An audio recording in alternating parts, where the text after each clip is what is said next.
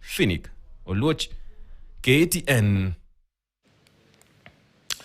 Na tukirejelea taarifa ya hapo awali ni kwamba kizaazaa kilizuka katika hafla ya mazishi eneo la Mwea, kaunti ya Kirinyaga, baada ya aliyekuwa naibu wa rais Rigathi Gachagua kumtaja mbunge wa eneo hilo Mary Maingi kama msaliti wa jamii ya Mlima Kenya.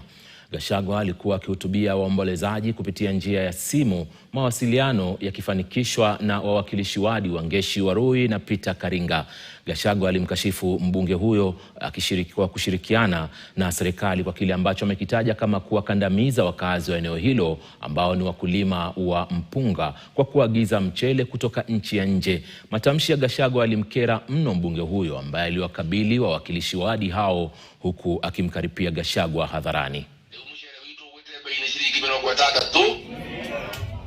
No makarehe mushere kuma na kuja negetha mahijiriria andu aitu niguo tuthire tutuike ahoi tumuinagire gutiri mundu tukainamirira na gutiri mundu tukainira tutingiinira mundu twi kombo no nginya turuti kombo-ini thina uria turauga munene muno ni akunyaniria ruriri atongoria twathurire na matiaragiriria andu aitu manyitanagira tagathogo ge tuhatiriria ta mujumbe wanyu gwetwo Mary Maingi ni mukunyaniri wa ruriri mundu akwendia ruriri witu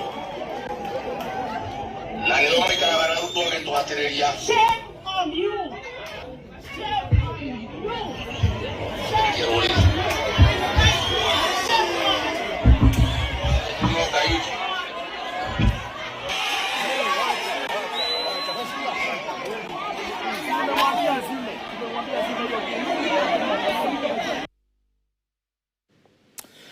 Na mtazamaji, taarifa hiyo ndio inatukamilishia taarifa za Dira ya Wiki siku hii ya Ijumaa. Asante sana kwa kutazama taarifa hizi. Tupatane tena hapo kesho kwa taarifa zaidi kwenye KTN Leo Wikendi. Mimi naitwa Ali Manzu, endelea kutazama.